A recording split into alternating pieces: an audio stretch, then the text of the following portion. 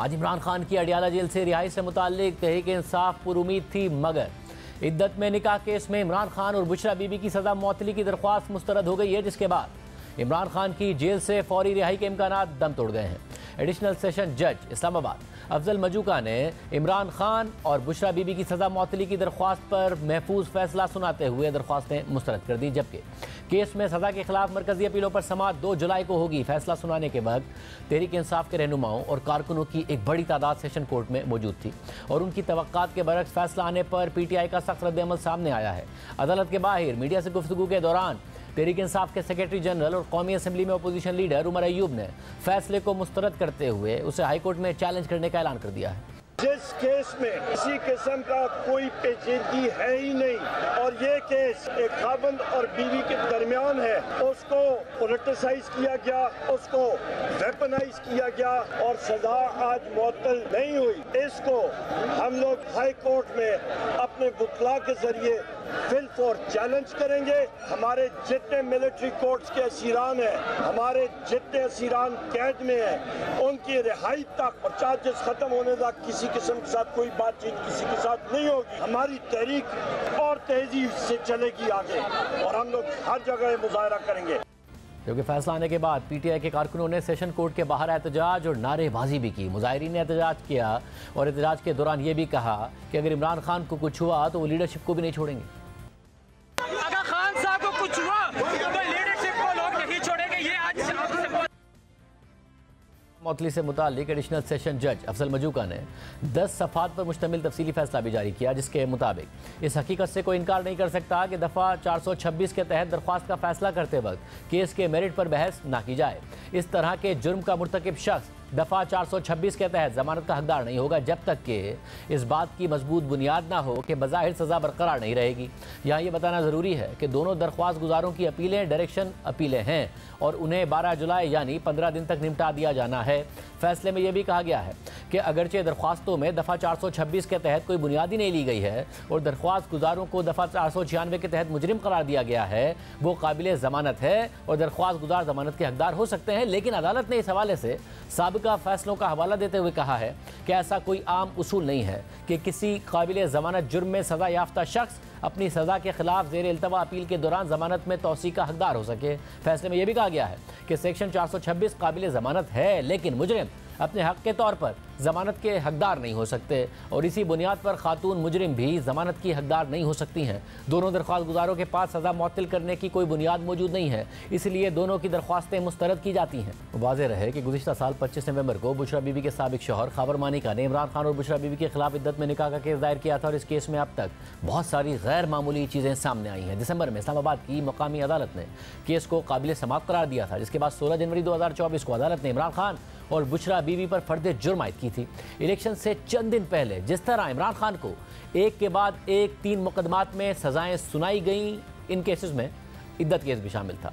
Case में घंटों तवील समातें होती रहीं। 31 जनवरी को 11 घंटे की तवील समात के बाद अदालत ने फैसला महफूज कर लिया था और फिर 3 फरवरी को अदालत ने इमरान खान और बुशरा बीबी को कसूरवार करार देते हुए 7-7 साल कैद की सज़ा सुना दी थी। यह मामला इस लिहाज से भी अहम है कि 3 फरवरी को सज़ा होने के बाद इमरान खान और बुशरा बीबी ने फैसले को डिस्ट्रिक्ट एंड सेशन कोर्ट में चैलेंज कर दिया था, जहाँ जज शाहरुख अर्जुमंद ने केस की समाअत की और तमाम फरीक़ैन के दलाइल सुनने के बाद 23 मई को सज़ाओं के खिलाफ अपीलों पर फैसला महफूज कर लिया और 29 मई को फैसला सुनाने की तारीख दे दी। मगर 29 मई को फैसला सुनाने से पहले खाबर मानिका ने जज शाहरुख अर्जुमंद पर अदम एतमाद का इजहार कर दिया, जो वो पहले भी कर चुके थे और ये बात मुस्तरद हो चुकी थी, फिर फैसला महफूज हो चुका था। मगर खाबर मानिका ने कहा कि मैं आपसे इस केस का फैसला नहीं करवाना चाहता। जज शाहरुख अर्जुमंद ने पूछा कि इसकी वजह क्या है, बार बार अदम एतमाद किया जा रहा है, कुछ ठोस वजह है तो बताएं, किसी न किसी जज ने तो केस का फैसला करना है ना। इसके बाद खाबर मानिका ने अदालत में शोर शराबा किया और इमरान खान के लिए नाज़िब अल्फाज इस्तेमाल किए और उनकी तहरीक इंसाफ के बुकला से शदीद कलामी हुई। कमरा अदालत में शोर होने पर जज शाहरुख अर्जुमंद केस का फैसला सुनाए बगैर उठकर चैम्बर में चले गए। जज के चैम्बर में जाने के बाद PTI के वकला ने कमरा अदालत में बोतलें मारी और फिर खाबर मानिका को अहाता अदालत में थप्पड़ भी मारे। वकला के हमले में खाबर मानिका ज़मीन पर गिर पड़े और उनके वकला उन्हें उठाकर गाड़ी तक ले गए। इसके बाद सेशन जज शाहरुख अर्जुमंद ने रजिस्ट्रार इस्लामाबाद हाई कोर्ट को खत लिखा, जिसमें उन्होंने बताया कि इमरान खान और बुशरा बीबी की अपीलें समाअत के लिए मुकर्रर थी। शिकायत कुरुंदा और जवाब दहिंदा खावर मानिका ने मुझ पर आज खुली अदालत में अदम एतमाद का इजहार किया है। अदम एतमाद की दरख्वास्त इससे पहले 30 अप्रैल को खारिज की जा चुकी है, लेकिन मैं समझता हूँ कि खावर मानिका के प्रिजाइडिंग अफसर पर मखसूस अदम एतमाद के बाद अपीलों पर फैसला सुनाना मुनासिब नहीं होगा। इस केस में तफसीली दलाइल सुने जा चुके हैं, इसलिए अपीलों को दीगर किसी अदालत में ट्रांसफर करने की दरख्वास्त की जाती है।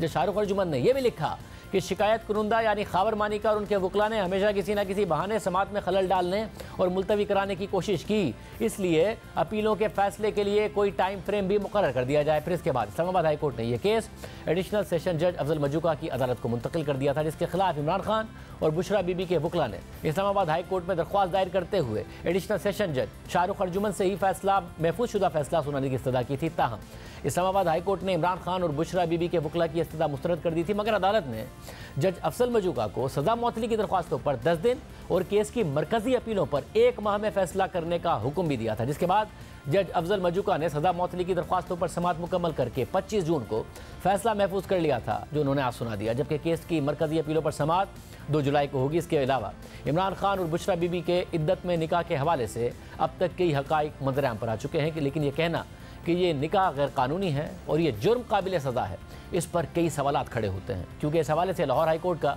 2022 का फैसला पहले से ही मौजूद है, जिसमें अदालत ने कहा था कि इद्दत ख़त्म होने से पहले की जाने वाली शादी ना तो जिना तस्वुर की जाएगी, ना ही वो कलअदम करार दी जा सकती है। लाहौर हाई कोर्ट ने अपने फैसले में 2 तरह की गलत शादियों की निशानदेही की थी, एक बातिल और दूसरी फासिद।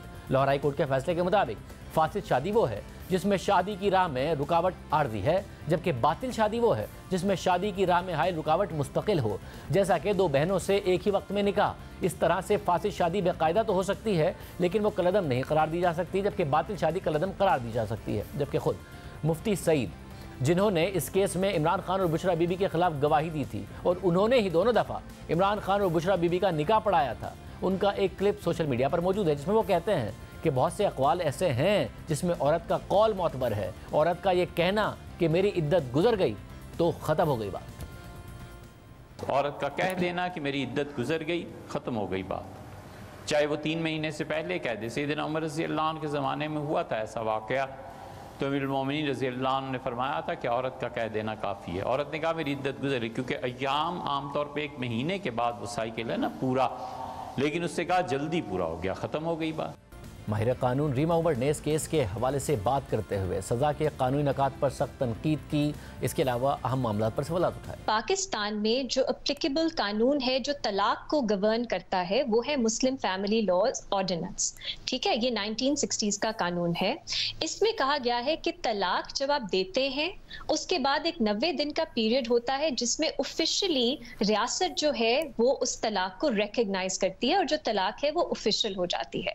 उस 90 दिन के पीरियड में आप शादी नहीं कर सकते, ठीक है, ये कानून में है, बिल्कुल दुरुस्त। तो ये कहना कि ये जाती मामला है, मैं इससे एग्री नहीं करती। हमारा कानून और ये प्रोटेक्शन के लिए दिया गया है, क्योंकि तलाक के फौरन बाद अगर आप शादी कर लेते हैं, बच्चों से लेके इनहेरिटेंस से लेके किसी की वफात हो जाए, प्रॉपर्टी, बहुत से ऐसे मामलात हैं जो कॉम्प्लिकेट हो सकते हैं। इसलिए ये जो प्रोविजन है ये हमारे कानून में है, बहुत से और मुमालिक के कवानीन में भी इस तरह की प्रोविजंस है। सो इसको क्लैरिफाई करने की जरूरत है कि ये 90 दिन का पीरियड जो है ये कानून में है, ये किसी का जाती मामला नहीं है, ये जेंडर्ड मामला नहीं है। इसको ये नहीं कहना चाहिए कि अपनी मर्जी कि आप कभी इग्नोर करें, इसको ना फॉलो करें, ये नहीं कहना चाहिए। लेकिन प्रॉब्लम कहाँ आती है, अगर आप इस 90 दिन के पीरियड के बीच में शादी करते हैं तो हमारी जजमेंट्स हैं अदालतों की बहुत सी जो कहती है कि ये इर्रेगुलर मैरिज होगी, ये वॉइड मैरिज नहीं होगी,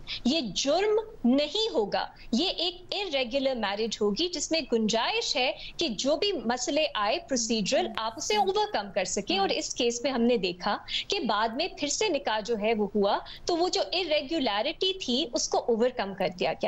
यहाँ पे प्रॉब्लम खत्म हो जानी चाहिए थी। अब रियासत का क्या काम है कि इतने साल बाद वो आके एक पीनल ऑफेंस, उन्हें सजा और उन्हें जो कन्विक्शन है वो किस कानून के तहत हुई, वो किसी शरिया के कानून के तहत नहीं हुई, वो मुस्लिम फैमिली लॉज ऑर्डिनेंस के तहत नहीं हुई, वो सेक्शन 496 पीनल कोड की हुई है। अब इससे मुझे सख्त इख्तलाफ है, क्योंकि ये जो प्रोविजन है ये इस सिचुएशन में अप्लाई ही नहीं करती। अगर आप सेक्शन 496 पढ़ें, ये फ्रॉड की प्रोविजन है कि आपने एक फ्रॉड दिखाया, फ्रॉडुलेंटली आपने एक मैरिज सेरेमनी दिखाई लोगों को बेवकूफ बनाने के लिए, ये दिखाने के लिए कि आपकी शादी हो रही है, लेकिन असल में आपने शादी नहीं की। इसके पीछे वजूहात बहुत सी हो सकती हैं, लेकिन इस पे जो कमेंट्री हुई है, जो इंडिया में भी यही कानून है, उस अब इस्तेमाल तो होता नहीं है, रिडंडेंट है एक तरह से, लेकिन जो जजमेंट्स आपको मिलती है वो इस तरह होती है कि आपने एक शादी की पूरी सेरेमनी कर ली, आपने लोगों को बुला लिया, पूरा आप तैयार हो गए, लेकिन असल में आपने शादी नहीं की। अपने पार्टनर को धोखा देने के लिए या किसी और को धोखा देने के लिए, प्रॉपर्टी के लिए, किसी और मटेरियल इंटरेस्ट के लिए आपने सेरेमनी की, लेकिन असल में आपको पता है कि आपने शादी नहीं की। ये इसका मंतक है, ये इस कानून इस तरह की सिचुएशंस पे अप्लाई होता है, इसलिए इसमें 7 साल की सजा है, जो बहुत सीरियस सजा है। मकसद ये नजर आता है कि आपने ना सिर्फ बुशरा बीबी को बल्कि इमरान खान साहब को भी सजा देनी थी, इसलिए आपने फ्रॉडुलेंट मैरिज जो है उसका सेक्शन लगा दिया उनको सजा देने के लिए। अब ये है अलीना प्रॉब्लम। और जब ये बात शुरू हुई, फिर हमने देखा अदालती कार्रवाई में ऐसी ऐसी बातें सामने आई जो बहुत अनकंफर्टेबल थी, जो किसी की भी राइट टू प्राइवेसी के खिलाफ है। कि जजमेंट में ये भी डिस्कस होता रहा कि अगर आप ना महरम मर्द और औरत हैं तो आप अकेले में क्यों मिल रहे हैं? ये क्या रियासत या अदालत का काम है हमें बताना, मॉरल पुलिसिंग करना कि कौन शख्स किससे अकेले में मिल रहा है या नहीं मिल रहा? अब इंपॉर्टेंट चीज ये है कि इस जजमेंट को दुरुस्त होने की जरूरत है। ये हमारे प्रेसिडेंट के तौर पे कहीं फॉलो नहीं होना चाहिए और हाई कोर्ट में इस पे क्लैरिटी आनी चाहिए कि ये प्रोविजन ऐसे मामलात में अप्लाई नहीं करती। सुन रहे इरेगुलर मैरिज सही नहीं है, इसको कंडोन या इसको नहीं कहना चाहिए प्राइवेट मामला है, लेकिन इरेगुलर मैरिज या इद्दत के दौरान या 90 दिन के पीरियड के दौरान जो कानून में है, जब तक आपकी डिवोर्स फाइनलाइज नहीं होती, वो एक जुर्म नहीं है और जो जुर्म बनाया गया इसे वो अप्लाई ही नहीं करता। इसलिए हाई कोर्ट में मैं नहीं देखती या अपील में ये सजा या ये कन्विक्शन बरकरार रहेगी। अब तीसरा मामला सस्पेंशन का। Suspension of sentence as a matter of right आप मोस्ट केसेस में नहीं मांग सकते, उसमें अदालत की एक डिस्क्रेशन होती है। वो कॉन्टेक्स्ट को देख के अगर नाइंसाफी हो रही हो वो आपकी सजा सस्पेंड कर सकते हैं। कन्विक्शन वही रहती है, सजा सस्पेंड हो सकती है। अब इस पे हमारी अदालतों के, सुप्रीम कोर्ट्स, हाई कोर्ट्स के बहुत कॉन्ट्रडिक्टरी फैसले हैं, तो उसमें जो जजेस हैं उनके पास काफी गुंजाइश है कि जो फैसला उन्हें पसंद है उसको इस्तेमाल करके वो अपनी जो जजमेंट है उसको जस्टिफाई कर सकते हैं। लेकिन मैं आपको याद दिलाना चाहूंगी कि जब अतर मिनिला साहब ने नवाज शरीफ, मरियम नवाज के सेंटेंस से सस्पेंड किए थे एवनफील्ड जजमेंट में, तो 5 मेंबर बेंच था, if I am not mistaken, supreme court का, जो जस्टिस खोसा ने मेरा ख्याल है वो जजमेंट लिखी थी। उन्होंने कहा था कि अगर आपकी अपील जो है वो लग गई है हेयरिंग के लिए, तो फिर ये जो एक वजह होती है कि आप सेंटेंस सस्पेंड करें कि कोई भी कॉन्विक्ट जो है वो मजीद एक कमजोर केस में ना जेल में रहे, उनके साथ ये नाइंसाफी ना हो, इसलिए सेंटेंस सस्पेंड किया जाता है। उन्होंने कहा अगर अपील ही आपकी लग गई है तो फिर वो रीजनिंग अप्लाई नहीं होती, क्योंकि अपील में आपको रिलीफ मिल सकती है। तो ये जस्टिस खोसा की जजमेंट थी जिसमें उन्होंने ये बात की कि अगर अपील लग गई तो सेंटेंस सस्पेंड होने का की रीजनिंग नहीं सामने आती, वजह सामने नहीं आती। इसलिए शायद आप कह सकते हैं कि टेक्निकली ये बिल्कुल गलत फैसला नहीं है, लेकिन अगर आप और भी फैसले देखें तो आपको ये ऐसे फैसले भी मिल जाएंगे जिसमें इस तरह के मामलात में दैट सेड अगले महीने अपीलें लग रही हैं इसकी, एंड आई होप जल्दी फैसला आता है और दुरुस्त कानूनी तौर पे मॉरली एक बेहतर फैसला आता है। दूसरी जानिब 9 मई को होने वाले मुकदमात के हवाले से भी एक अहम पेशरफ सामने आई है। आज खैबर पख्तूनख्वा में वज़ीर आला अली अमीन गंडापुर की ज़ेर सदारत होने वाले सूबाई काबीना के इजलास में 9 मई के वाक़यात पर जुडिशल कमीशन बनाने की मंजूरी दी गई है।